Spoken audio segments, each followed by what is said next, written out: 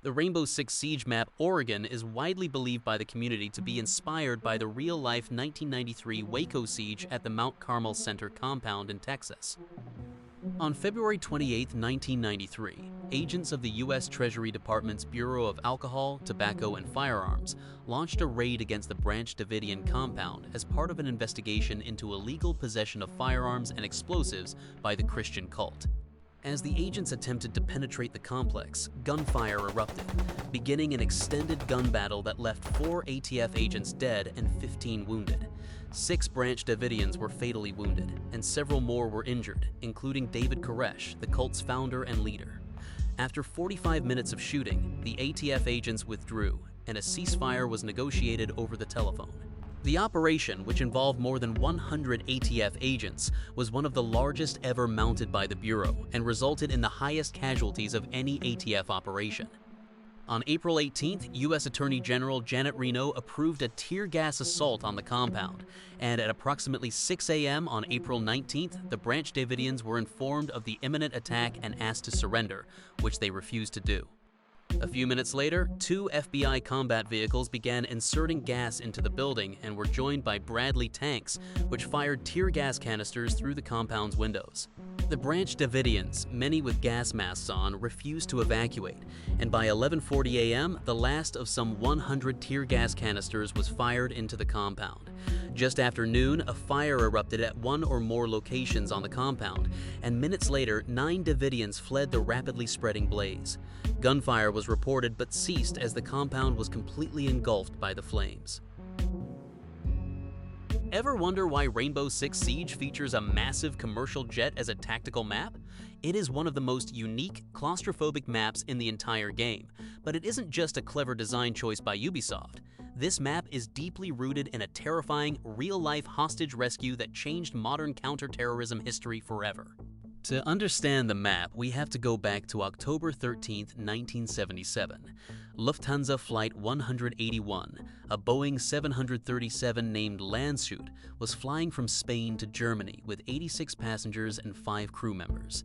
Mid-flight, 4 militants from the Popular Front for the Liberation of Palestine violently seized control of the aircraft. The hijackers demanded the release of imprisoned leaders from the Red Army faction. What followed was a brutal, 5-day psychological nightmare. The plane was forced to fly thousands of miles, stopping for fuel in Rome, Cyprus, Bahrain, and Dubai. The multi-day hostage crisis finally peaked on a dark runway in Mogadishu, Somalia.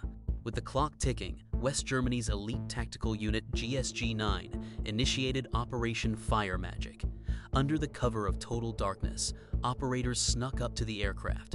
They deployed specialized ladders to breach the emergency exits and doors simultaneously. In just 7 minutes of intense close-quarters combat, the operators neutralized the hijackers and saved 86 hostages. If you think a plane hijacking is intense, it actually isn't the most famous real-world event to inspire Rainbow Six Siege. For that, we have to look at the entire foundation of the game itself, the iconic 1980 Iranian embassy siege in London.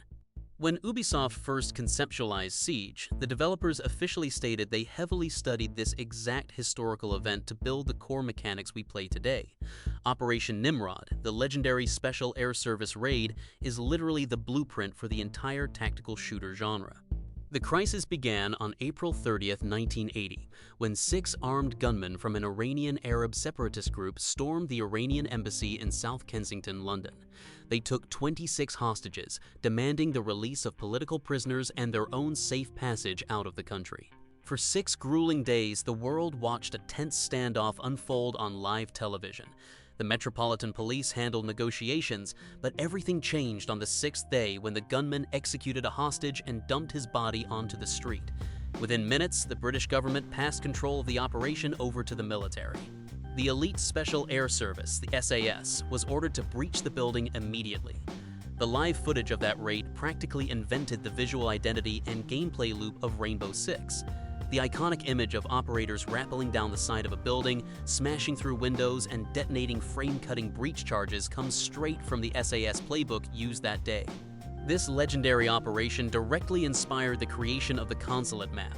Ubisoft designed it to capture the exact tactical headache of breaching a heavily fortified diplomatic building, complete with multiple floors, skylights, and dangerous exterior window sightlines that leave attackers vulnerable. The historical connection is even baked right into the character lore.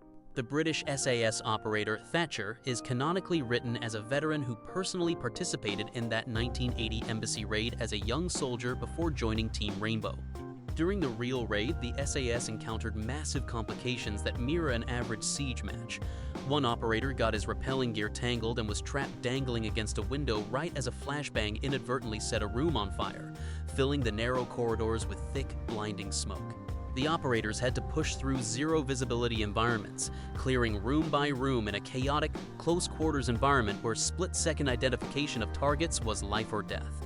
In just 17 minutes, they neutralized 5 of the 6 terrorists and secured the remaining hostages. If you have ever fought your way through the glamorous, high-class rooms of Cafe Dostoyevsky, you might have assumed it was just a generic, upscale Russian setting made up by the developers. But this map isn't a fictional creation. It is based almost brick for brick on a real-life luxury restaurant located in central Moscow. And the backstory behind its name is one of the cleverest, hidden insider nods the Rainbow Six Siege developers have ever pulled off. The actual building is a world-famous elite establishment named Cafe Pushkin. Originally built as a Baroque mansion for a wealthy Russian nobleman in the 18th century, it was converted into a legendary multi-level fine dining restaurant in 1999. If you walk through the real-world front doors of Cafe Pushkin today, you will experience an instant wave of gaming déjà vu.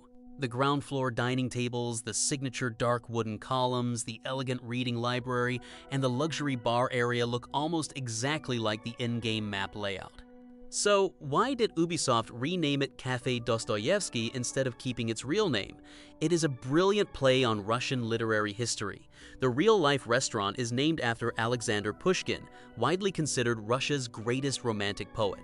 The developers paid homage to this by renaming their map after Fyodor Dostoevsky, another legendary Russian novelist and philosopher from the exact same era. The visual similarities go way beyond just the ground floor. The real Cafe Pushkin famously features a massive winter garden conservatory. When building the map, the developers used the architecture of this conservatory to justify the placement of Cafe's iconic third-floor skylight, the single most contested drop-in point for attackers on the entire map. Even the Christmas market theme outside the building is highly accurate, as the real Tverskoy Boulevard lights up with massive holiday displays every winter. But why put a tactical shooter map inside a fine dining establishment? In official lore, Cafe Dostoyevsky is targeted by terrorists during peak holiday hours on Christmas Eve. Because of its high-profile location in the heart of the capital, it becomes an official hot zone and intervention ground for the Russian elite counterterrorism unit, the Spetsnaz.